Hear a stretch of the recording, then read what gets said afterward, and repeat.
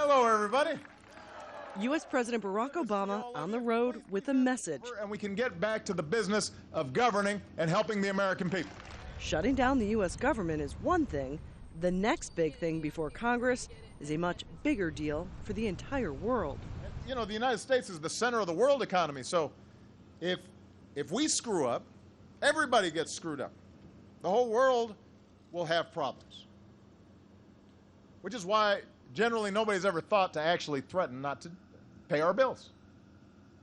It would be the height of irresponsibility. But that is what the Republican-controlled House is threatening, to refuse to allow the U.S. to borrow any more money unless the president agrees to a list of demands, roll back environmental regulations, change the tax code, slow down his health care law, to name a few.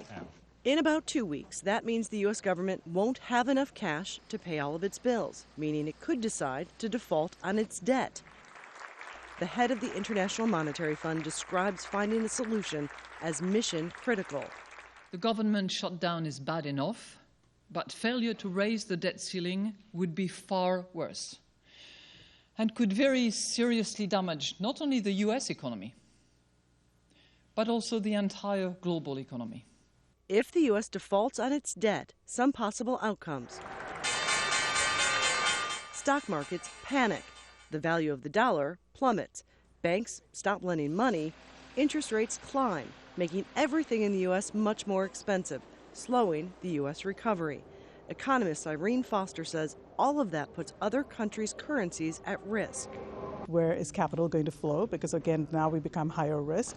So countries like Brazil, for instance, are very attractive to the market, the global market. So capital might suddenly flow from the U.S. to Brazil, which then will cause currency issues and so on in countries like that. Because it all tends to flow, it's hot money, and so it flows fast and it flows quickly. And so countries often can't recover fast enough for when that happens. All of those dire predictions come with one caveat. Everyone says they think that's what will happen, but they don't know because it's never happened before. Other countries have defaulted on their debt, but they weren't the world's largest economy. Patty Culhane, Al Jazeera, Washington.